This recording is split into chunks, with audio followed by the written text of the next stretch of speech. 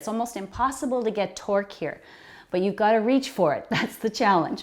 So I help my students do that by having them bring their hands to the outer aspect of the thighs and literally pressing their thighs into their hands and hands into their thighs. Hey gang, this is Denise and it's Pose of the Week. So I think of this pose as kind of a goddess pose.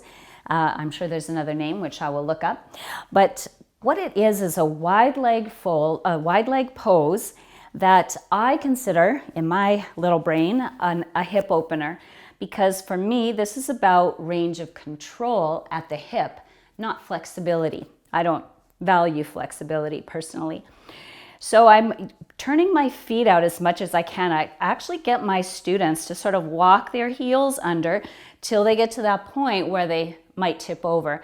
So then we start working on our stability. And what we want to do to gain stability here, even though it's not easy, is we want to try and dial the knees outward.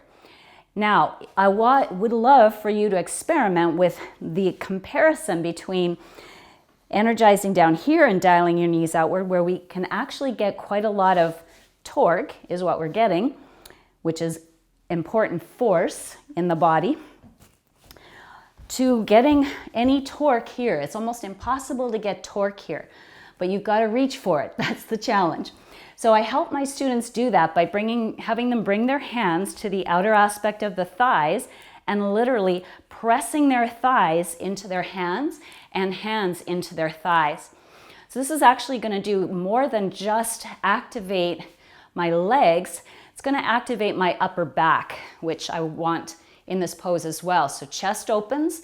I'm actually intentionally drawing my shoulder blades towards each other and pressing my hands to thighs to hands, like crazy. And then I'll bring my arms up, keep that pressure of my legs, keep pressing it back. So you can hold the pose here. You could do some lion's breath, or you could take your elbow to the thigh. And I want to keep finding my back body here.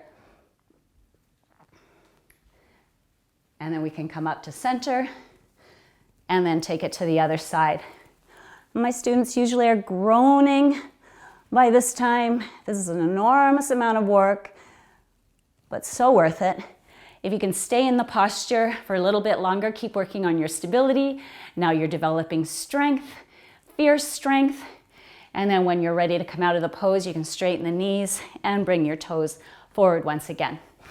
So then you can carry on to the front of your mat or wherever else you're going in the practice, but that is a fiercely strengthening pose, and it really helps your students understand those mechanics for stabilizing the arch of the foot, the knee, and the hip. So I hope you enjoy that. Give it a try. Lots of variations with that one, but a really good basic and a good hip opener because it's developing range of control, not just passive range of motion. Big difference. All right. Thanks so much for joining me, guys. Bye for now.